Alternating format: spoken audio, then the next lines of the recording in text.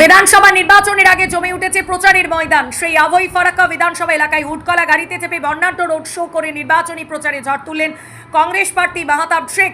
রবিবার এলাকা জুড়ে রোড শোকে ঘিরে ব্যাপক উচ্ছ্বাস লক্ষ্য করা যায়। সমর্থকদের ঢল নামে রাস্তায় খোলা গাড়িতে দাঁড়িয়ে হাত নেড়ে সাধারণ মানুষকে অভিবাদন জানান মাহতাব শেখ। পাশাপাশি মানুষের সঙ্গে সরাসরি যোগাযোগ স্থাপন করে ভোটের সমর্থনও চান তিনি।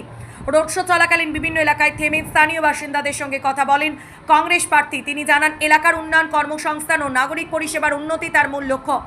সাধারণ মানুষের পাশে থেকে তাদের সমস্যা সমাধানের আশ্বাসও দেন তিনি। এই রোড শোকে কেন্দ্র করে ফারাক্কা জুড়ে রাজনৈতিক উত্তাপ আরও বাড়ল বলে মনে করছে ওয়াকিব আল মোহন। আজকে তিনলাঙ্গা বিভিন্ন প্রান্তে প্রচার করলেন কেতুয়া এলাকায়, কেমন সাড়া পেলেন? আজকে সকাল 9টা থেকে শঙ্করপুর থেকে প্রায় 3টে অঞ্চলকে কভার করলাম। পাবলিকের এত সারা মানে ভাবা যায় না। পাবলিক কোথায় থেকে যাচ্ছে আমরাও বুঝতে পারছি না। যখন যাচ্ছি পাবলিক দেখা যাচ্ছে হয়তো 10-20টা থাকছে, 5 ঘন্টার মধ্যে পাবলিক এসে ভর্তি হয়ে যাচ্ছে। মানে প্রচুর সব মহিলারা কেমন সাড়া দিচ্ছে? মহিলাও প্রচুর সব রাস্তায় এসে সবাই স্বাগত জানাচ্ছে। কি মনে হচ্ছে লড়াই কার সঙ্গে হবে? লড়াই বিজেপির সঙ্গে হবে। হ্যাঁ, তৃণমূল কতটা প্রভাব ফেলবে আপনাদের এখানে? তৃণমূল থার্ডে থাকবে।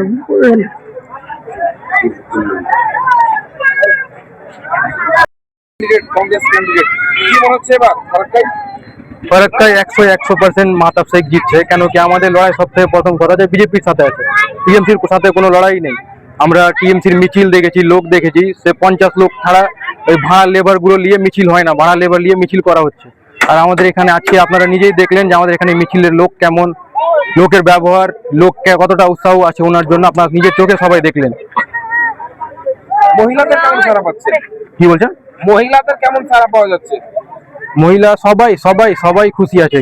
এটার কেউ নেই যে 1,500 টাকা লক্ষ্মী ভান্ডার পাচ্ছি বলে টিএমসিতে ভোট দিব, এগুলো কোনো কথা উঠছে না। সবাই জানে যে 1,500 টাকা দিয়ে সংসার চলে না। 15,000 টাকা একটা চাকরি দিলে সংসার চলে, সে 1,500 টাকা দিয়ে একটা গ্যাসের সিলিন্ডারে এখন দাম 1,500 টাকা বেশি হয়ে যাচ্ছে। তো মহিলারা বুঝে গেছে যে টিএমসি এগুলো কি চাল চালাচ্ছে না চালাচ্ছে, মহিলা সব বুঝে গেছে।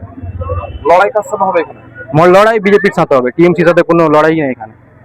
আজকে কোন কোন এলাকা প্রচার হলো? কেদুয়া, শঙ্করপুর, চণ্ডীপুর, তিললাঙ্গা, রোহিতপুর, এগুলো এলাকা সব প্রচার হয়েছে।